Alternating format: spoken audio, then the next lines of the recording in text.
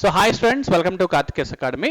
ఈరోజు మన కార్తికేస్ అకాడమీ అందిస్తున్నటువంటి డైలీ కరెంట్ అఫైర్స్లో భాగంగా హిందూ పేపర్లో ఉన్నటువంటి మోస్ట్ ఇంపార్టెంట్ కరెంట్ టాపిక్స్ మీ ముందుకు తీసుకురావడం జరుగుతుంది. చాలా ఇంట్రెస్టింగ్ టాపిక్స్ ఉంటాయి. దీంట్లో కొన్ని టైగర్ రిజర్వ్స్ యొక్క ఇంపార్టెన్స్ మీకు కనిపిస్తుంటుంది. అలాగే ప్రెసిడెంట్ రూల్ ఇటీవల ఒక రాష్ట్రంలో ఇంపోజ్ చేశారు, దాని యొక్క ప్రత్యేకత ఉంటుంది. అలాగే science and technology topics, international relations topics ఇవన్నీ కూడా మీ ముందుకు తీసుకురావడం జరుగుతుంది. దాంతోపాటు అదనంగా ఒక ఎడిటోరియల్ అనాలిసిస్ కూడా పంచాయతీరాజ్ ఇన్స్టిట్యూషన్ గురించి ఈరోజు మనం ఈ కంప్లీట్ ఆర్టికల్లో కవర్ చేస్తున్నాం. ఒకసారి స్క్రీన్ మీద చూడండి. ఫస్ట్ వచ్చేసి will US F-35 fighter jets fit into the Indian Air Force future plans అనేది ఫస్ట్ ఆర్టికల్ మీకు ఇక్కడ కనిపిస్తుంది. Right, this is the entire technical informations about that agreement and also how India's indigenous fighter projects are affected and plus minus pros cons అంతా కూడా discuss చేద్దాం. ఇంకా రెండవది, ఇటీవల ఒరిస్సాలోని సిమ్లీపాల్ టైగర్ రిజర్వ్స్లోని ఒక ఆర్టిఫిషియల్ ఎనేబుల్డ్ కెమెరాస్ని ఇంట్రడ్యూస్ చేయడం వలన పోచెస్ని మనం చక్కగా పట్టుకోవడానికి అవకాశం ఉంటుంది అనే విషయాన్ని వీళ్ళు తెలియజేస్తున్నారు. This is also very important. And next third important article, carbon capture a pricey fix. So ఈ కార్బన్ క్రెడిట్ అంటే ఏంటి? Global warming is a result of certain greenhouses effect కాబట్టి how greenhouse gases are captured, that is called carbon. వీటి గురించి మాట్లాడుకుంటున్నాం. And so దీనికి సింపుల్గా చెప్పాలంటే capturing carbon dioxide from the power plants and factories on air, ఇది ఒక important article, ఇప్పుడు మాట్లాడదామండి. నెక్స్ట్ వచ్చేసి how does A president rule function, అంటే రాష్ట్రపతి పాలన భారతదేశంలో ఏ విధంగా ఫంక్షన్ అవుతుంది. డాక్టర్ బిఆర్ అంబేద్కర్ కూడా రాష్ట్రపతి పాలనని if you see that entire Indian కాన్స్టిట్యూషన్లో హైలీ మిస్యూజ్డ్ ఆర్టికల్ ఏదైనా ఉంది అంటే అది రాష్ట్రపతి పాలన అని చెప్పేసి ఆయన చెప్పడం జరిగింది. కాబట్టి కేంద్రము రాష్ట్రాలను కంట్రోల్ చేసేటువంటి ఒక ఆయుధంగా ప్రెసిడెంట్ రూల్ కూడా కనిపిస్తుందా, లేదు అంటే ప్రస్తుతము ఈ కొన్ని రాష్ట్రాల్లో ఎస్పెషలీ మణిపూర్ లాంటి రాష్ట్రంలో ఈ రాష్ట్రపతి పాలన ఎందుకు తీసుకొచ్చారు అనే ఆర్టికల్ ఇక్కడ కనిపిస్తుంది. టైప్స్ ఆఫ్ ఎమర్జెన్సీస్ కూడా కంప్లీట్గా ఆర్టికల్ డిస్కస్ చేస్తున్నాం. అండ్ దానికి సంబంధించిన మెయిన్స్ క్వశ్చన్స్ కూడా ఇక్కడ ఉందండి. తర్వాత అమూల్ సక్సెస్ స్టోరీ గురించి ఇవ్వడం జరిగింది. Just you can have once glance over it. And the last article of this entire document is the editorial analysis, the Panchayat Raj movement is in distress. వీటి మీద కంప్లీట్ ఆర్టికల్తో పాటు ఒక మెయిన్స్ క్వశ్చన్స్ కూడా ఇవ్వడం జరిగింది. సో అభ్యర్థులు ఎవరైతే mains answer development program already start చేశారో మీరు ఈ ఆర్టికల్ చదివి కూడా ఈ మెయిన్స్ క్వశ్చన్ అటెంప్ట్ చేయొచ్చు.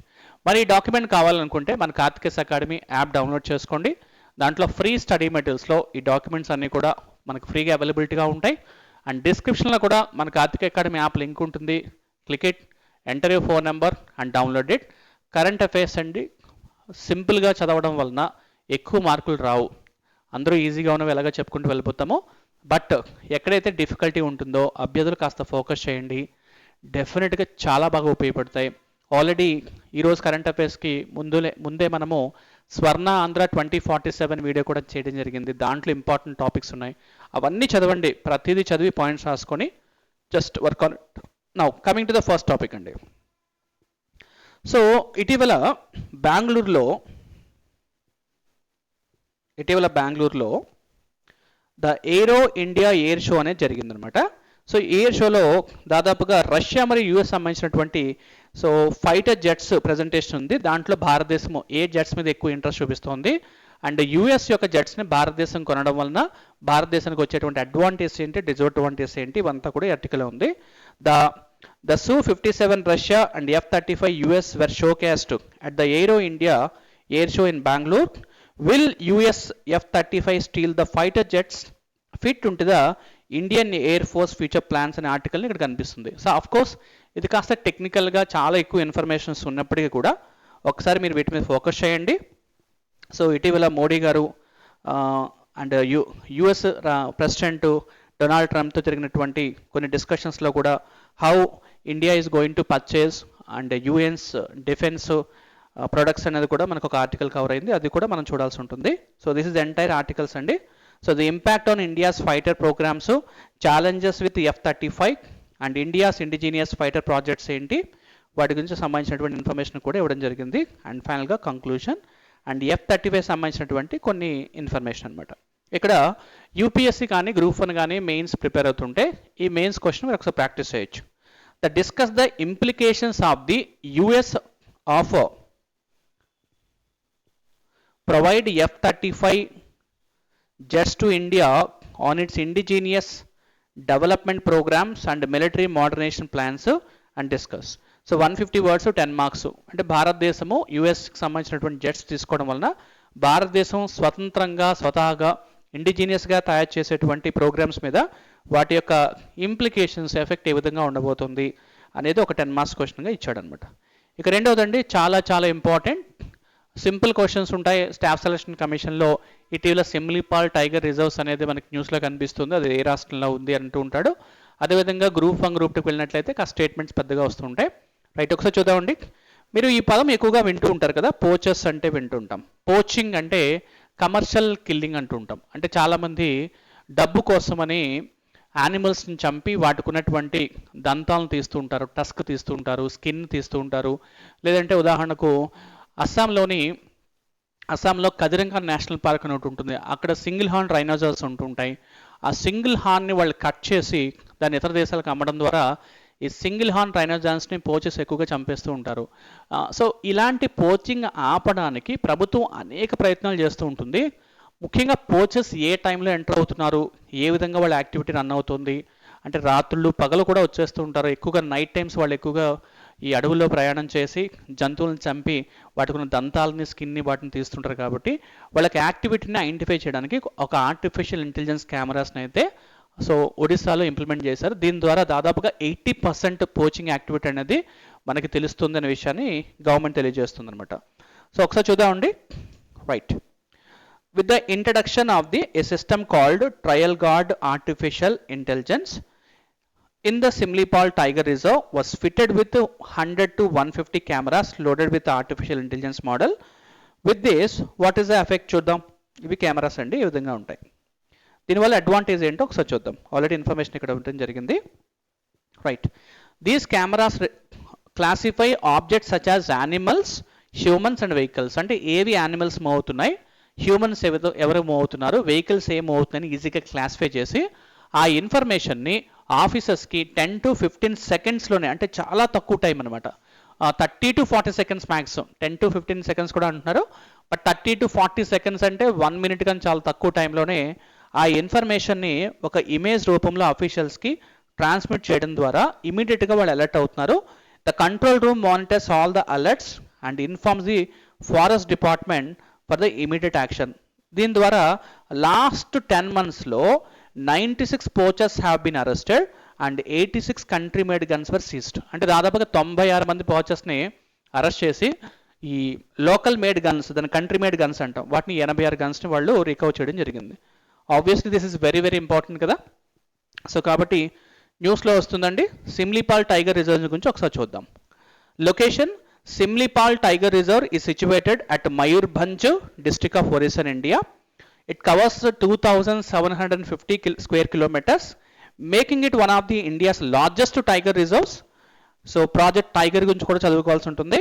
The Tiger Reserves in 1973 under Project Tiger. So project tiger 1973లో సిమ్లీపాల్ టైగర్ రిజర్వ్ని యాడ్ చేయడం జరిగింది. Later it was designated as a biosphere in 1994. So flora fauna and rivers and waterfalls గురించి ఇక్కడ మనకు కనిపిస్తుంది. రైటా? So this is one more important article. ఇక తర్వాత కార్బన్ క్యాప్చర్ అంటే the carbon capture reduces carbon emissions by capturing, storing and utilising carbon from industrial and atmosphere sources. అంటే ఇటీవల ఎక్కువగా క్లైమేటిక్ కండిషన్స్లో మార్పు రావడానికి గల ప్రధాన కారణము కార్బన్ డైఆక్సైడ్ రిలీజ్ అవ్వడం. దీన్నే మనము గ్రీన్ హౌస్ గ్యాసెస్ ఎక్కువగా రిలీజ్ అవ్వడం వలన సో క్లైమేటిక్ కండిషన్లో చాలా మార్పులు వస్తున్నాయి అంటున్నారు. వీటిని క్యాప్చర్ చేయడం ద్వారా, కార్బన్ డైఆక్సైడ్ని క్యాప్చర్ చేసి స్టోర్ చేసి వాటిని వేరే వేరే వర్క్స్ కోసం ఉపయోగించుకోవడం వలన మన కార్బన్ డైఆక్సైడ్ పర్సెంటేజ్ తగ్గించవచ్చు అంటున్నారు. దీనికోసమే వాళ్ళు ఉపయోగించేటువంటి ఒక పదం చూడండి. Carbon capture is a technology that capture carbon dioxide emissions from the industrial sources directly from the atmosphere to reduce the greenhouse gas levels. So it aims to mitigate the climate change by preventing carbon dioxide from reaching the atmosphere. So capturing carbon dioxide from plants, power plants, factories and air and storing it underground in geological formations are converting into useful products. దీన్ని carbon capture అంటున్నాము. వీటికి ఉపయోగించేటువంటి complete article అంతా కూడా మనకి ఇక్కడ కనిపిస్తుంది. So what is it carbon capture a pricey fix అనే article మనకు కనిపిస్తుంది రైటా. ఒకసారి మీరు ఈ డాక్యుమెంట్ అంతా కూడా యాప్లో ఉంటుంది, మీరు డౌన్లోడ్ చేసుకొని ఎస్పెషల్లీ అండి కంటెంట్ చదివేటప్పుడు న్యూస్ ఆర్టికల్లో ఎటువంటి ఇన్ఫర్మేషన్ ఇచ్చాడో ఇదంతా ఒకసారి చదవాలి. చదివిన తర్వాత మీరు కింద ఉన్నటువంటి డాక్యుమెంట్ చదివితే ఫర్దర్గా మీకు వాల్యూ అడిషన్ కంటెంట్ కూడా వస్తుంది అనమాట. ఇక నెక్స్ట్ టాపిక్ అండి, ఇండియన్ పాలిటీ అండ్ కాన్స్టిట్యూషన్లో చాలా ఇంపార్టెంట్ ఏరియాస్ తీసుకుంటే రాష్ట్రపతి గురించి ఎక్కువ కనిపిస్తూ ఉంటుంది. మరి రాష్ట్రపతికి ఉన్నటువంటి ద మోస్ట్ ఇంపార్టెంట్ ఎమర్జెన్సీ పవర్స్లో national emergency, state emergency, financial emergency 3 emergency powers ఉంటాయి. మరి ఈ ఎమర్జెన్సీ పవర్స్లో అతి ముఖ్యమైనది నేషనల్ ఎమర్జెన్సీ అయినప్పటికీ కూడా ఈ స్టేట్ ఎమర్జెన్సీ ఆర్టికల్ 356 పవర్ ఉపయోగించి సెంటర్ స్టేట్స్ని కంట్రోల్ చేస్తుంది. మరి ఇటీవల న్యూస్లో ఎందుకు వచ్చింది అంటే the president rule has been established in the state of Manipur due to ongoing violence and political. ఇటీవల మణిపూర్ చీఫ్ మినిస్టర్ అయినటువంటి బైరన్ సింగ్ రిజైన్ చేయడంతో ఆ రాష్ట్రంలోని వైలెన్స్ మరియు పొలిటికల్ ఇన్స్టెబిలిటీ రావడం వలన రాష్ట్రపతి గారు మణిపూర్ రాష్ట్రంలో ప్రెసిడెంట్ రూల్ని ఇంపోజ్ చేశారు. ఇది మేజర్గా కవర్ చేసేటువంటి ఆర్టికల్. ఇక ఇండియన్ పాలిటీ కాన్స్టిట్యూషన్లోకి వెళ్ళినట్లయితే emergency provisions in the Indian constitution protect country sovereignty, unity and integrity, security also. The constitution provide 3 types of emergencies. One is national emergency, article 352. Second is state emergency or president rule or constitutional emergency, article 356. And third one is financial emergency, article 360. ఈ 3 ఎమర్జెన్సీస్లో ఇప్పటిదాకా భారతదేశంలో impose అయిన emergency ఏదైనా ఉంది అంటే అది ఒక financial emergency.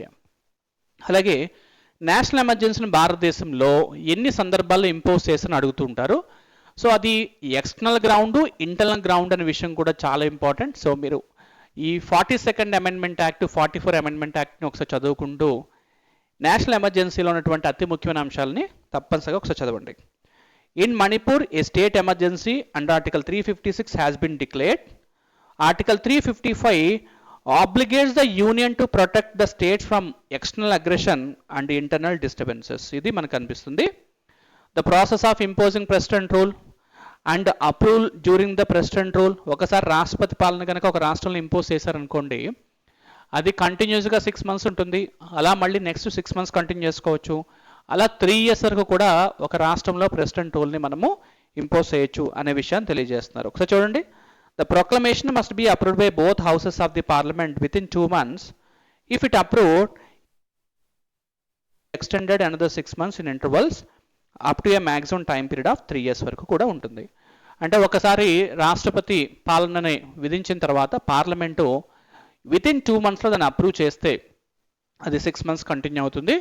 ఆ విధంగా ఇంటర్వల్స్లో 6 months కంటిన్యూ చేసి మ్యాక్సిమం 3 years వరకు కూడా రాష్ట్రపతి పాలన ఇంపోజ్ చేసుకోవచ్చు. ఒకవేళ బియాండ్ 3 years కనుక ఇంపోజ్ చేయాలనుకుంటే అప్పుడు తప్పనిసరిగా ఒక కాన్స్టిట్యూషనల్ అమెండ్మెంట్ చేయాల్సి ఉంటుందని కూడా మనకు కనిపిస్తుంది. ఇలా ప్రెసిడెంట్ రూల్ కానీ నేషనల్ ఎమర్జెన్సీ ఇంపోజ్ చేస్తే వాటి యొక్క ఎఫెక్ట్ సాధారణంగా దేని మీద పడుతుంది అనే విషయం కూడా ఇక్కడ ఇవ్వడం జరిగింది. సో ఫైనల్గా కంక్లూజన్ కూడా చూస్తే, now coming to the mains question, discuss the differences between national emergency and president rule in India with reference to the imposition, duration and impact of state governance. 250 words రాయండి, 15 marks ఇవ్వడం జరిగింది. Sir prelims questions ఎవరైనా practice చేస్తారు, ఎందుకంటే topic ఒకటిగానే ఈ రోజుల్లో చాలా వరకు అవైలబిలిటీగా ఉన్నాయి. కానీ మెయిన్స్ టాపిక్స్ చేసేటప్పుడు మాత్రం అభ్యర్థులు చాలా ఫోకస్డ్గా కంటెంట్ బాగా చదివి ఆ క్వశ్చన్ తగ్గట్టుగా ఆన్సర్ రాయాల్సి ఉంటుంది. Right. So this is next topic వచ్చేసి a success story like Amul. So milk related and fruits and vegetables సెక్టర్కి సంబంధించి మోస్ట్ ఇంపార్టెంట్ టాపిక్లో మనకు అమూల్ స్టోరీ కనిపిస్తుంది. మన అమూల్ బేబీ, అమూల్ పాల్ అని అంటూ ఉంటాం కదా ఎక్కువగా. సో కాబట్టి ఈ టాపిక్ ఒకసారి రఫ్గా చదవండి. ఎక్కువగా మనకి ఈ మిల్క్ రివల్యూషన్ సంబంధించి అమూల్ యొక్క ఎస్టాబ్లిష్మెంట్ చాలా చాలా ఇంపార్టెంట్గా మనకు కనిపిస్తుంది. Next another important article, so editorial analysis మీద వస్తున్నామండి. ఇది editorial analysis Panchayati Raj movement is in distress అంటున్నాడు. గ్రామీణ పంచాయతీలు మనం తీసుకున్నట్లయితే so 73rd constitutional amendment act, 74th constitutional amendment act 1992లో భారతదేశంలో పంచాయతీరాజ్ వ్యవస్థలను ఏర్పాటు చేశారు. అంటే అంటే పంచాయతీరాజ్ మరియు మున్సిపాలిటీస్కి రాజ్యాంగ భద్రత కూడా కల్పించడం జరిగింది. వాటికి అనేక కమిటీస్ వేశారు. దాంట్లో Balwantrao Mehta committee, Ashok Mehta committee, GVK Rao committee, LM Singhvi committee, అనేక కమిటీస్ ఆధారంగా ఫైనల్గా PV Narasimha Rao government 73rd and 74th constitution amendment acts తీసుకొచ్చి మరి పంచాయతీరాజ్కి ఈ యొక్క కాన్స్టిట్యూషన్ స్టేటస్ కల్పించడం జరిగింది. అయితే ఇటీవల ప్రభుత్వాలు తీసుకున్నటువంటి నిర్ణయాల వలన పంచాయతీరాజ్ వ్యవస్థలు అనేవి బలోపేతం కావట్లేదు, అవి ఇప్పటికీ కూడా డిస్ట్రెస్లో ఉన్నాయి అనే విషయాన్ని ఈ ఆర్టికల్లో కవర్ చేస్తున్నారు. ఒకసారి అభ్యర్థులు ఇక్కడ ఇచ్చినటువంటి కంటెంట్ అంతా కూడా 73rd, 74th అమెండ్మెంట్ గురించి కంప్లీట్గా ఎక్స్ప్లెయిన్ చేసుకుంటూ వెళ్ళాం. ఒకసారి చూడండి. Administrative decentralisation has stalled, declining fiscal autonomy, shift in welfare distribution, impact of rapid organisations etcetera, ఇలా అన్ని టాపిక్స్ కవర్ చేస్తూ కంక్లూజన్ ఇచ్చాం. ఇప్పుడు మెయిన్స్ క్వశ్చన్కి వద్దామండి. 2018లో సేమ్ టైప్ ఆఫ్ టాపిక్ ఇచ్చాడు చూడండి. assess the importance of Panchayat Raj system in India as a part of local government. Apart from government grants, what sources the Panchayati can look out for enhancing development projects? అంటే apart from కేంద్ర రాష్ట్ర ప్రభుత్వాలు ఇచ్చేటువంటి grants కాకుండా మిగిలిన sources చూసుకుంటే చాలా తక్కువగా కనిపిస్తుంటాయి. దానివల్ల పంచాయతీరాజ్ వ్యవస్థ యొక్క డెవలప్మెంట్ అనేది అంత ఎక్కువగా ఉండట్లేదు. Assess the importance of Panchayat systems in India as a part of local governments అనే ఆర్టికల్ ఇవ్వడం జరిగింది. వీటి మీద మెయిన్స్ క్వశ్చన్స్ ఇవ్వడం జరిగింది. ఇక ఇప్పుడు మనం రాసేటువంటి ఆర్టికల్ ప్రకారంగా critically examine the challenges faced by Panchayat Raj systems in India, suggest measures to strengthen local governance and enhance the rural development. ఇది అభ్యర్థులు రాయాల్సి ఉంటుందండి. సో ఎవరైతే ఈ యొక్క ఆర్టికల్స్ని వింటారో ఈ కంటెంట్ డౌన్లోడ్ చేసుకొని ప్రాక్టీస్ చేయండి. ఎక్స్ట్రాడినరీ టాపిక్స్ ఇవన్నీ కూడా అభ్యర్థులు ఎక్కడా కూడా మీరు కన్ఫ్యూజ్ అవ్వాల్సిన అవసరం లేదు. చాలా ఇంపార్టెంట్ ఆర్టికల్స్ అన్నీ మనకు కనిపిస్తున్నాయి. ఈరోజు ఈ 4 ఆర్టికల్స్ మీద ఒకసారి వర్క్ చేయండి. Okay, and I wish you all the best. Thank you very much. మన కార్తికేస్ అకాడమీ బోత్ ఆఫ్లైన్ ఆన్లైన్లో అద్భుతమైన క్వాలిటీ ఆఫ్ క్లాసెస్ని అందిస్తోంది. ఒకసారి కాల్ చేయండి. కోర్సెస్ గ్రూప్ 1 గ్రూప్ 2కి మీరు జాయిన్ అవ్వాలనుకుంటే 9000002247 కాల్ చేయండి and take the admissions and select the rank. Thank you very much.